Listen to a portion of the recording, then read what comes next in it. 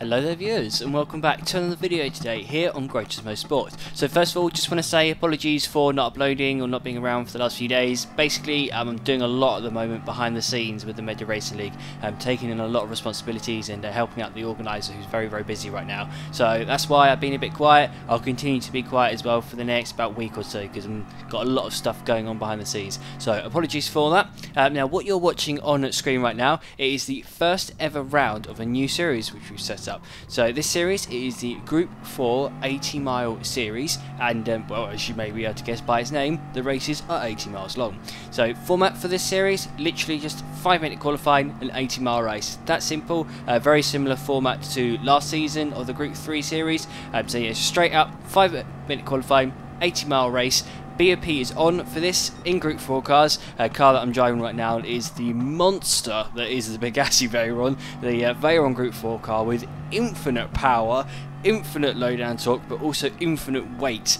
This thing is an absolute tank. It weighs so much, but is such a monster on the straights. So yeah, we'll be driving the Battersby Veyron for today's race, making our way then to the end of our lap here, coming into the Parabolica before we start our first lap of qualifying.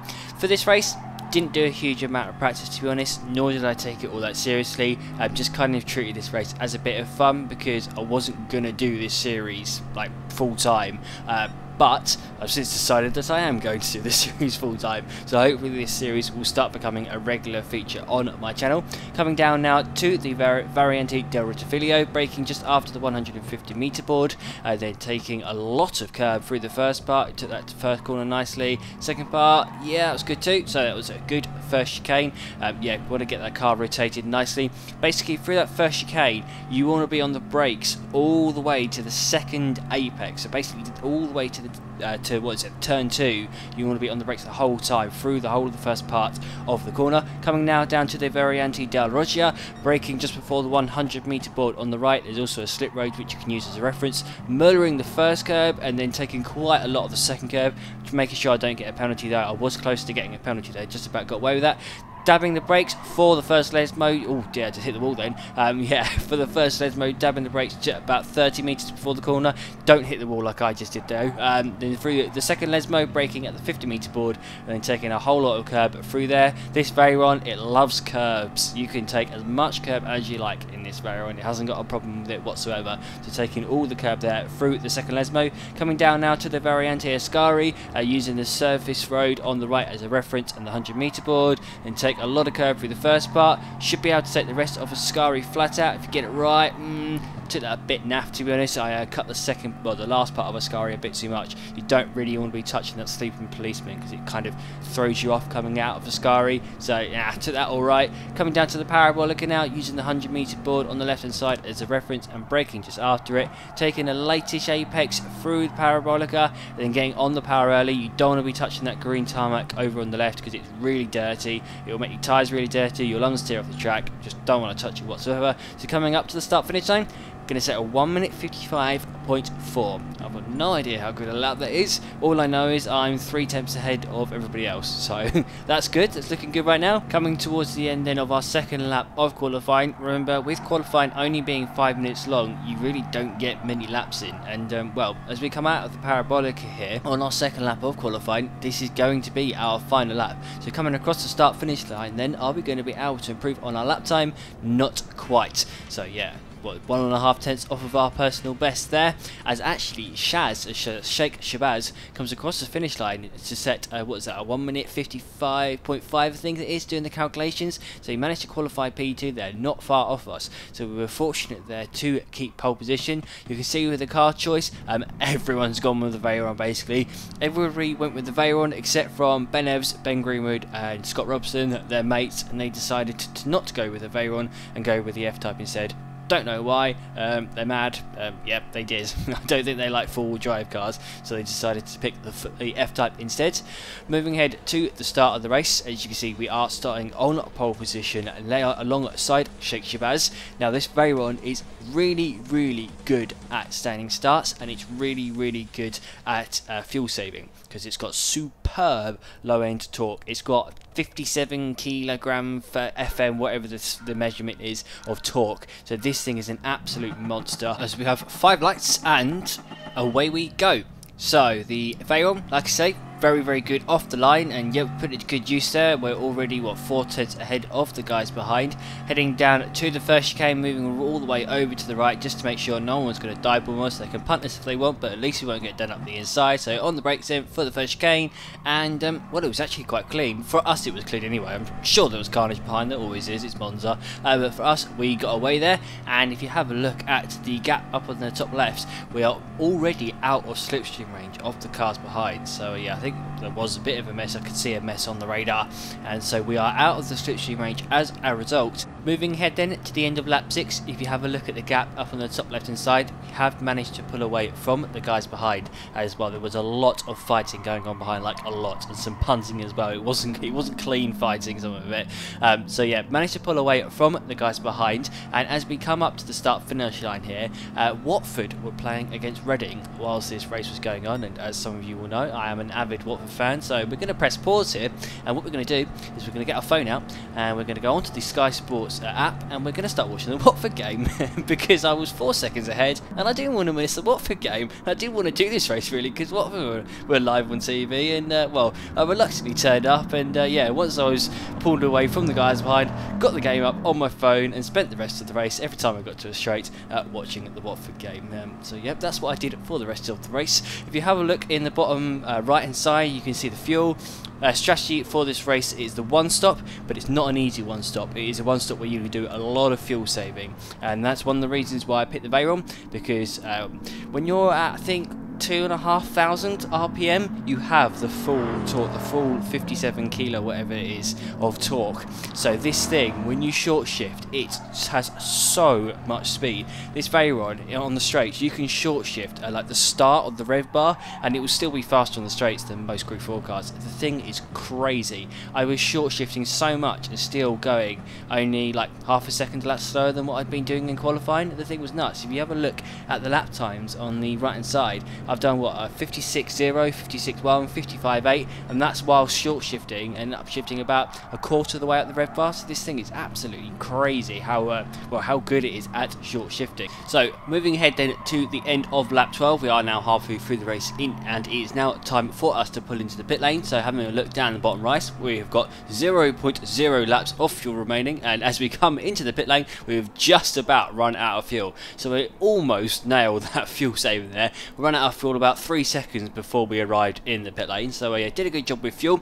Tyre wear, it's looking not so great on the front left. This Veyron is not good on tyres, mainly because it's four-wheel drive and also because it's so heavy. So yeah, changing tyres then, going to fill the tank back up so that we can make it to the end of the race. Most people were doing the two-stop. I think it's because they were too lazy to do the one-stop basically. Yeah, most people just went flat out and didn't really care about the strategy, so they all pitted at the end of like lap 8, lap 9, whilst we've gone all the way to the end of lap 12. So as we exit the pit lane then, where are we going to be compared to everybody else? There is the leader. So there's Sean in front of us, and yeah, Sean is one of the people who was too lazy to do the one stop and was doing the two stop instead. So we are most certainly going to get back past him at some point when he pulls into the pit lane. By the end of lap 15, it was indeed time for Sean to make his second stop of the race. So as he pulls into the pit lane then, we just nick his slipstream as we come up to the start finish line and set a 1:55.4. So that's exactly the same as the lap time that we managed to set in qualifying. So yeah, Sean, he's pulled into the pits, only got 2% of a tank left. So yeah, he's going to have to put a lot of fuel in now, whilst we are just going to the end of the race.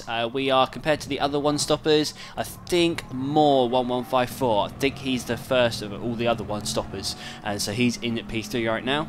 4 laps later, and we are now at the end of lap 19 of the race. So having a look at the fuel down in the bottom right, we've now got what, just over 4 laps of a tank remaining with 4 laps to go, so we're looking spot on with the fuel. And as we come across the line, set a 1:55.3, which just about took the fastest lap off of Mark Demard. So I'd spent the last well, what is that, last about 6-7 laps trying to get that fastest lap, and I got so close to it on so many occasions, If you see lap 14, they did a 55.5, then a 55.4, then a 55.5, and then a 55.7, and yeah, Mark's fastest lap was a 55.3. Finally managed to break it on lap 19 of the race. And well, to be honest, most of that race was a bit of a bore fest, to be honest. I spent most of the race watching the Watford game on my phone, and as we come up to the start finish line, we're going to take the victory by what, 22 seconds in the end. So bringing up the race results, yeah, ended up winning the race by 22.5 seconds ahead of Moore 1154.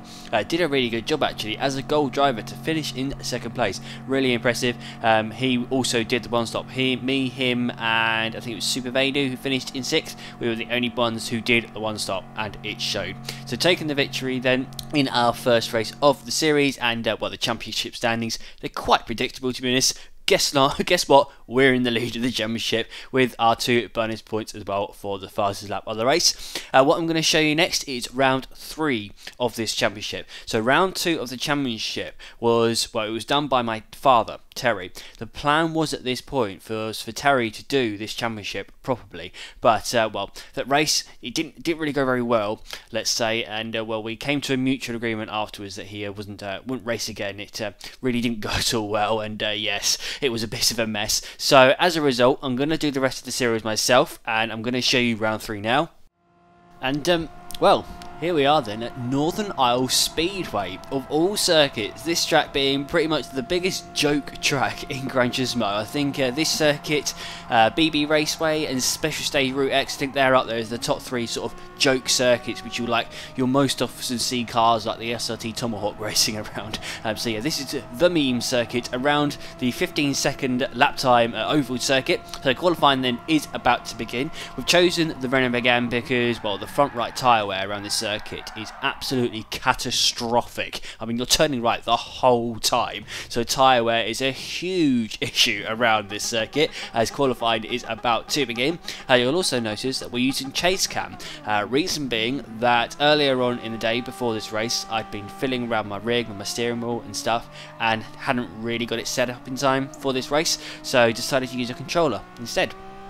So yeah, this is the first, well, one of the first times I've ever done a race on a controller. I grew up playing on a controller, so I'm alright on it. I spent, 10 years as a child playing on a controller, but I haven't done any gaming, certainly not any driving on a controller in about 5 years. So this is going to be interesting. We've come out of the pits, we're behind a Dimitar in front of us, and we're already on a qualifying lap because the out lap takes about 10 seconds. So coming to the end of our first lap, going to set a 16.1, not a 1 minute 16.1, no, just a 16.1. And yeah, in the slipstream of Dimitar, we're now purple as we exit the first sector, and we are what, 0.017 seconds up. Are we going to be able to improve on this lap time as we come out of the second and last corner? Just about, yes, we are going to be able to improve, should I say. In 6th place right now. Qualifying, do you know what? Qualifying kind of does help around here. It kind of is helpful. You wouldn't have thought it is, but it kind of is, especially if you get cut off from the pack at the race start. Let's say you fall out of the slipstream range. That's a real issue, so you do want to try and start at the front if you can help it. Coming out of, well, turn 1, we are purple just about. Are we going to be able to improve on 6th place as we come up to the start finish line? No, we just hit the wall coming out of that corner. Now this circuit, it may look like the 2 corners are identical, and if you have a look at the track map, that does very much look to be the case, but I will tell you now, this circuit, like the 2 corners, they are far from identical. Main reason, or the main noticeable difference, is coming out of that second corner. It's a lot tighter than the first corner. So going through the first corner, you can pretty much, if the tyres are fresh, take it flat out. If you take the high line through turn 1, you can just ride up round the outside basically, and yeah, take it flat out. Turn 2 though is most certainly not flat out, not on a qualifying lap like this. It is absolutely not flat out. You've got to take a high line to begin with and then drop down to the apex. We've taken that corner a bit too tight then, but are we going to be able to improve? No, we're not. So yeah, went a bit too narrow into there, didn't carry the speed and lost a lot of speed on exit as a result. And well, tyre wear is, like I said, is a real issue around here, and it's even an issue in qualifying. It makes a noticeable difference in qualifying. Just after a few laps, you've lost a noteworthy amount of grip. We're also not in slipstream right now, which is not good, so we're not really going to improve on our lap time right now, so we're going to put it into the pits instead, put a new set of super soft tyres on and try and find somebody's slipstream. Fuel around this track is also an issue. It's both tyre wear and fuel are a real issue because you're in the top of 5th gear the whole time. Like you're just permanently at like however many variables, like 8,000 RPM in 5th gear. So you burn through a lot of fuel and have no front right tyre left after not long at all. So both of those things are going to be a real issue. The other thing though is pit lane loss time. Yeah, you do lose time of course when you pit, but it's not huge. Reason being, that pit lane cuts out pretty much the entire lap. So you enter the pits and then when you exit it, you've done a whole lap just in the pit lane. So yeah, you do obviously lose time, but it's not a huge amount. So doing like 2 or 3 stops is actually a viable option around this circuit. We're now in the slipstream of Tom de Great in front, that's Tom Pretty, and we are, well, are we going to be able to improve on that lap time? Yes we are, so we're going to improve by 1.3 tenths then and go into P2. So those new tyres, straight away put them to good effect, and we've got the slipstream in front of us. We are now purple by what, 700ths of a second, and coming out of this final corner, taking that quite well actually, and we're going to go back into second place. We're again going to improve on our fastest lap. This is some quick fire qualifying. That's quite like this. There's a lap just like that. I can't skip ahead at all on this recording. I'm constantly talking. Coming out of the final corner once more, we're going to be able to improve on this lap time. It's going to be, no, we're not quite going to be just under a tenth of our personal best. We've got cars off all over the place in front, which is kind of a good thing because it means we're getting lots of slipstream, and we've got 30 seconds left. So what's that going to be? We've got another 2 laps left of qualifying. Coming out of the final corner now, are we going to be able to improve? Not quite. Tyre wear is already starting to become noticeable. We're already starting to lose some grip, and yet we are just about up on our personal best. Then coming up turn 1, how about coming up turn 2?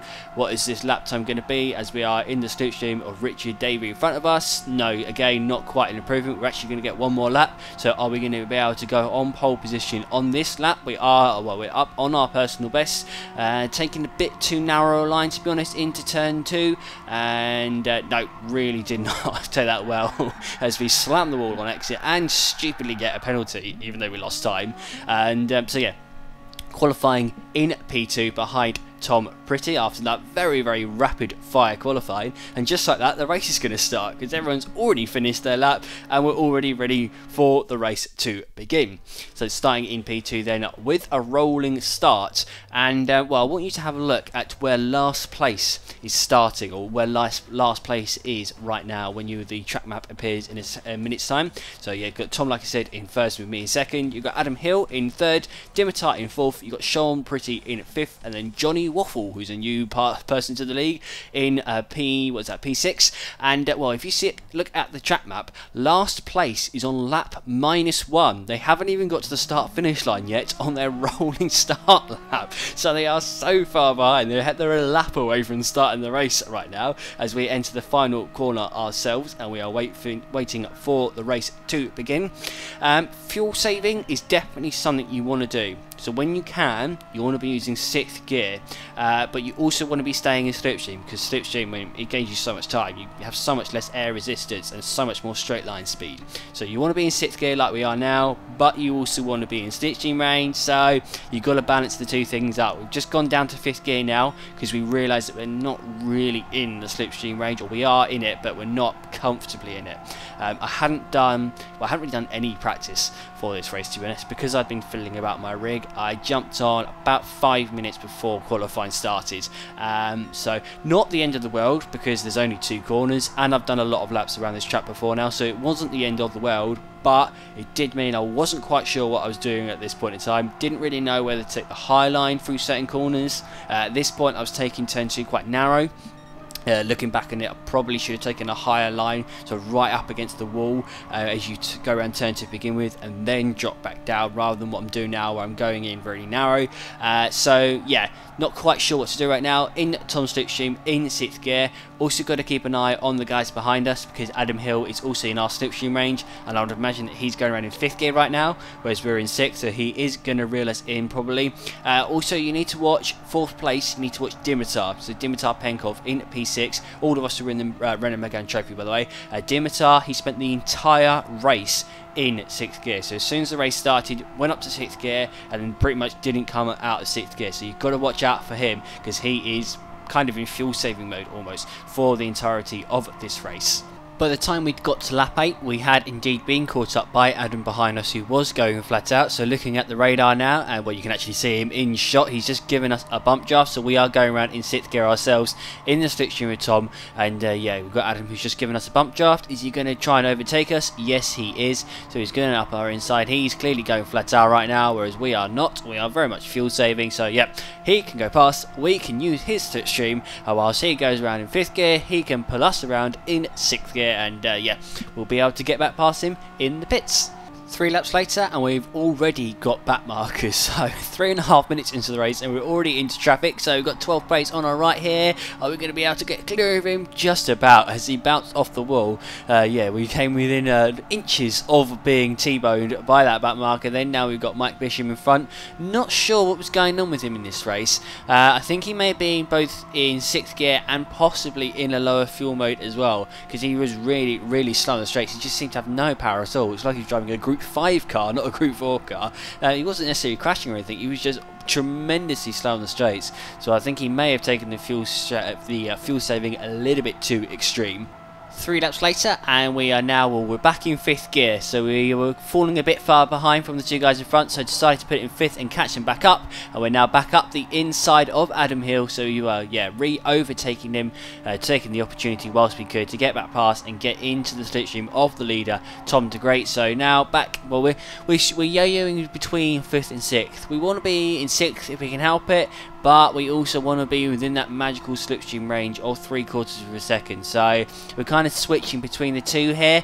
Yeah, Dimitar was in 6th, like I say, for the whole race, and yeah, we kind of, maybe we should have stayed in 6th gear for the whole race. At the time, because I hadn't really done any practice, I didn't realise just what the difference was in fuel consumption between 5th and 6th gear, and it was only afterwards that I realised just what a difference it made. So we're on lap 25 now, and we are, well, behind Tom Pretty in front, but we also need to keep an eye on Sean Pretty, his brother, who is behind us, and he's on soft tyres, so he's on a harder compound of tyres than us. We're on super softs, he's on soft tyres, and if you have a look at our fuel wear down in the bottom left, we really are struggling for tyre wear, whereas Sean's tyres at this point were in a lot better condition, and he has managed to catch us up. We are looking to try and get past his brother Tom here, but that is to no avail. We're in 6th gear as well, fuel saving, and well, give Tom a bit of a bump draft by accident coming out of that corner, and that allows his brother to come flying past. As well, he must have been in 5th gear at this point in time, and yeah, he just had a massive run on us there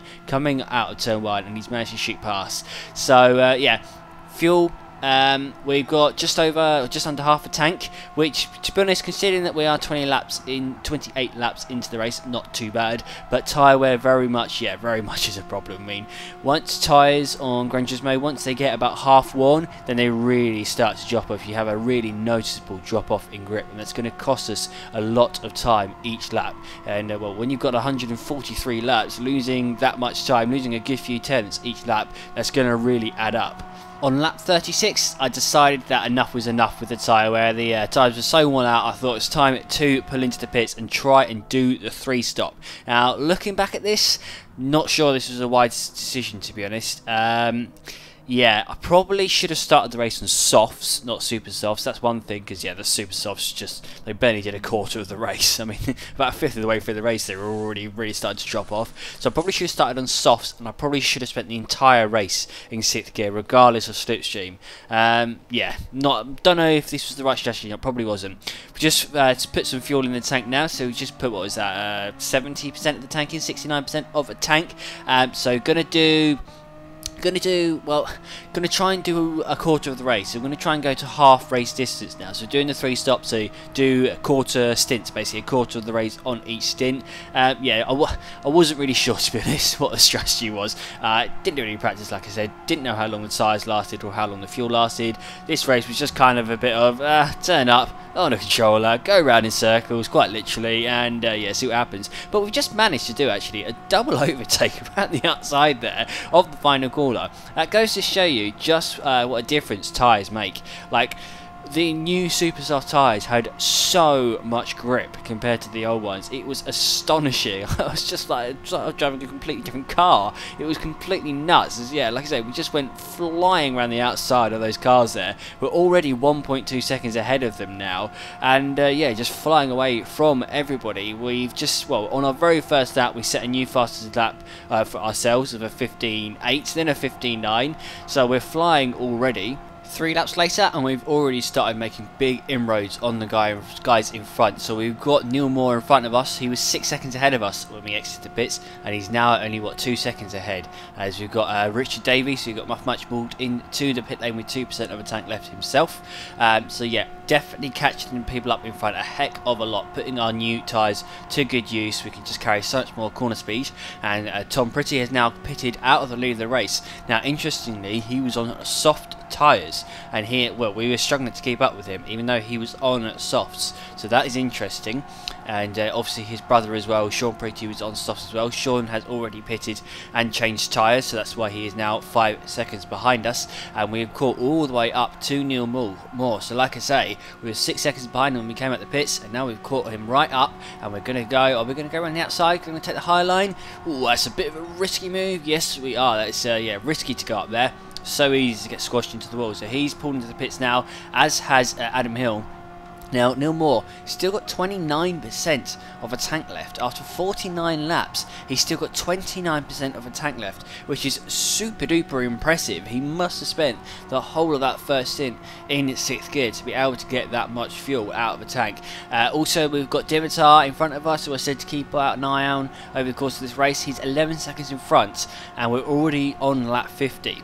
So the reason why that's important is because for us to make the 3-stop work, we need to basically be ahead of him by, what is it, lap 72, because we'll both be stopping halfway through the race. Now, if you have a look up ahead at 4th place, that's Tom Pretty just there, and we've just got Adam Hill just come out of the pits behind us, but we're a lap ahead. We're in P2 right now, and there's 4th place, Tom Pretty, just up ahead of us, so we're nearly a lap ahead of him, having been behind him all throughout that first stint. And we've got Adi Barbar behind us, who was, yeah, pretty much battling with us throughout the whole of that first stint as well. So that's quite interesting. It's something to take note of, how we managed to get so far ahead of these guys. I think the answer to that question is how much fuel we put on our car. So when we stopped, when we made our first stop of the race, we only put about, I think it was about 40% of a tank in, whereas these guys, when they pitted, I think they filled the tank. So that is why we've managed to gain so much time on those guys, but of course we in the future will have to put more fuel in than them.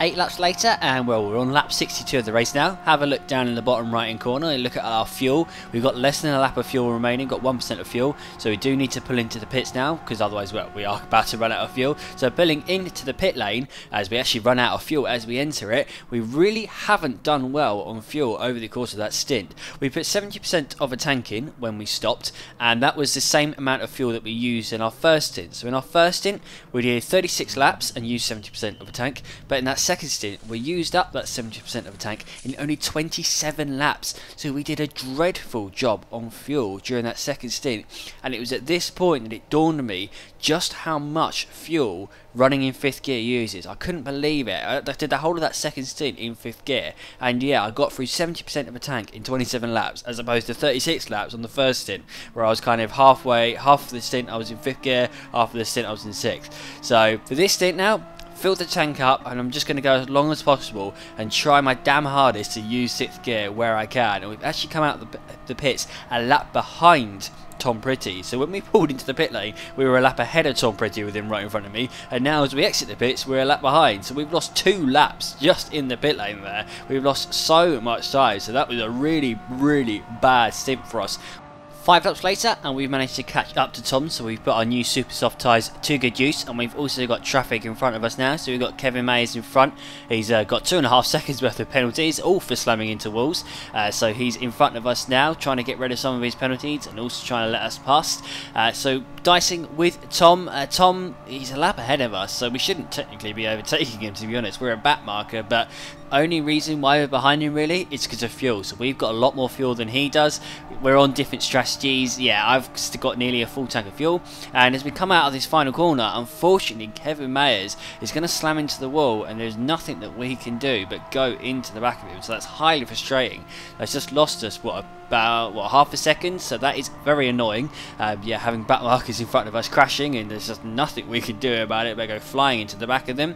Yeah, again behind Tom. I want to be in front of Tom here really. I want to get away from him. Like, I'm a lap down. I want to unlap myself and make back some of the time that I have lost, because although I am sort of a lap down because of the strategy, it's not only for that reason. He is genuinely in front of me. And again, coming out of the final corner, Kevin Mayers once more, who's still not obeying the blue flags, has slammed into the wall and held us up again. So we are losing a lot of time in. Adam Hill is going to come out of nowhere, and he's going to give us a big bump draft. So we got a big speed advantage on us there as we finally managed to clear Kevin Mayers, who again goes into the wall.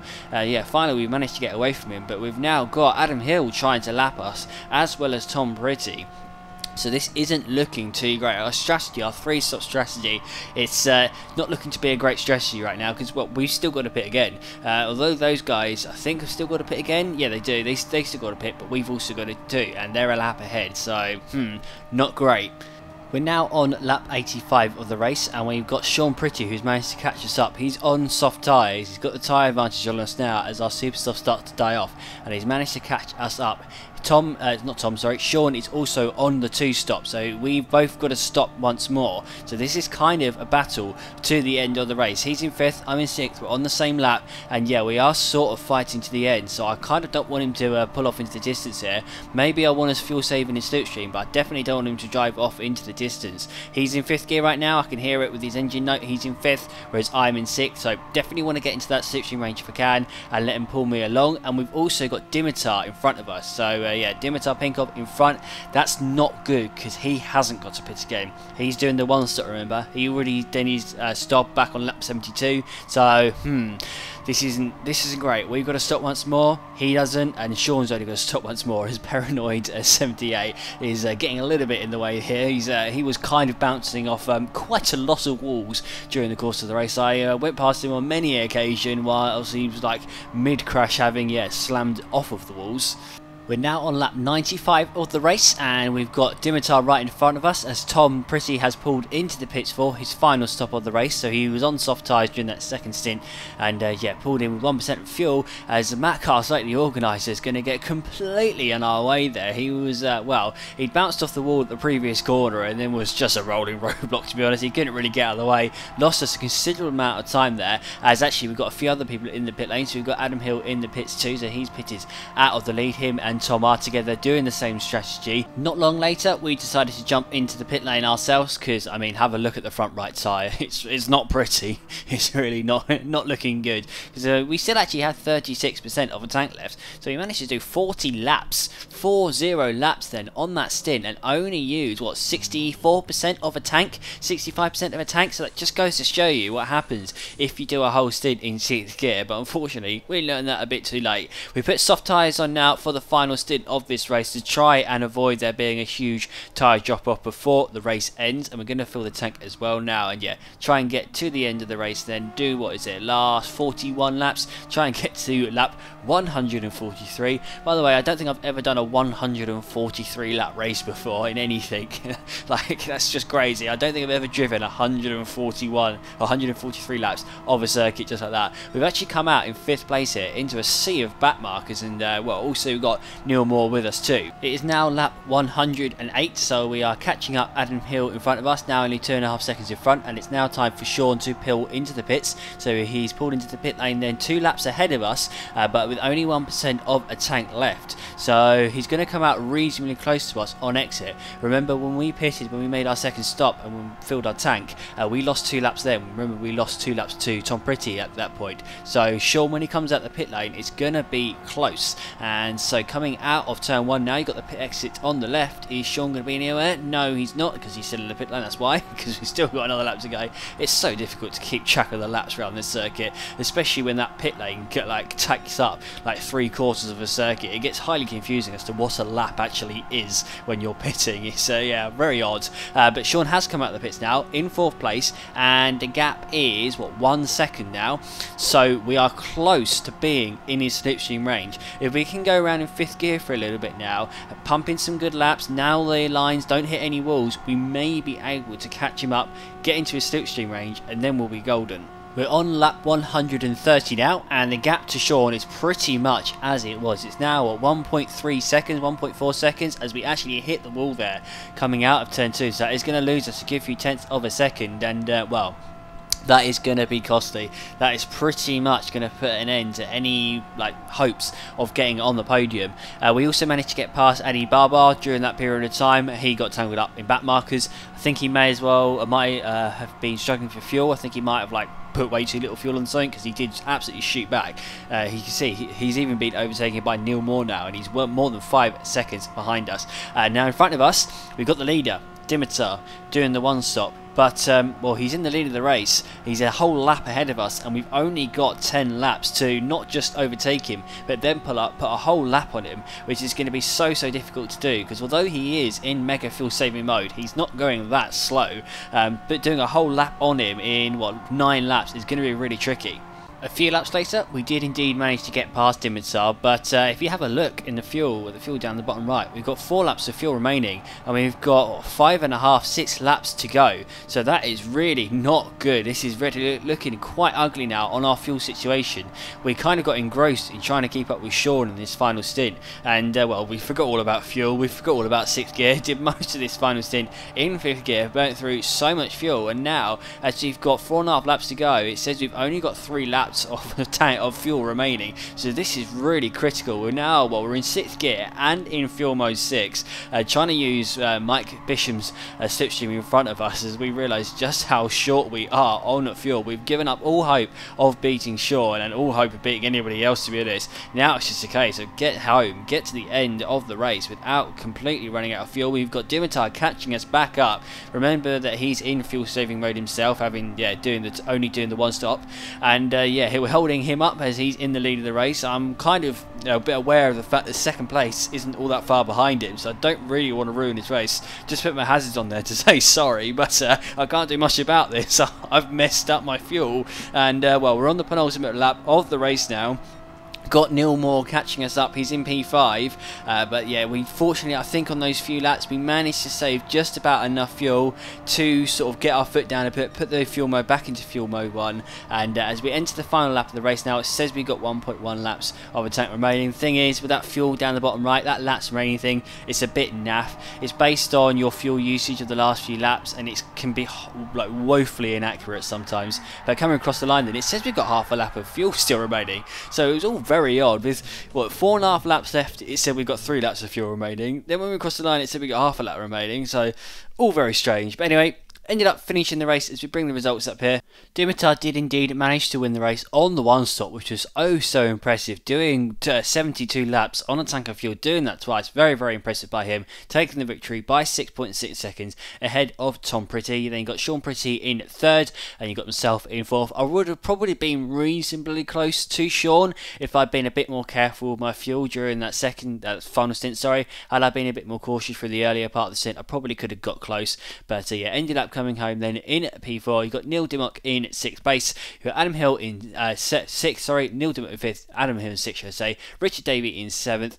Kevin Mays in 8th, Mike Bisham in 9th. You got Matt the Organiser in 10th place, with then Matt Perrin in 11th on his debut in MRL, and Johnny Clark down in P12. If we have a look at the championship standings here, obviously I've only done 2 rounds, so as a result only in 4th place in the championship. Yeah, not as high up as I most likely will end up being, but I hope you guys did enjoy watching that video. Next video on this channel, not sure what it's going to be yet. Might be from this series, Group 3 race, might be something else, and it might not be soon yet either, because I've got other stuff going on with MRL. Got a very busy weekend. I'm basically running the league for the weekend, which is going to be quite cool. A lot of responsibility being placed in my hands, so if it all goes wrong, then you know why.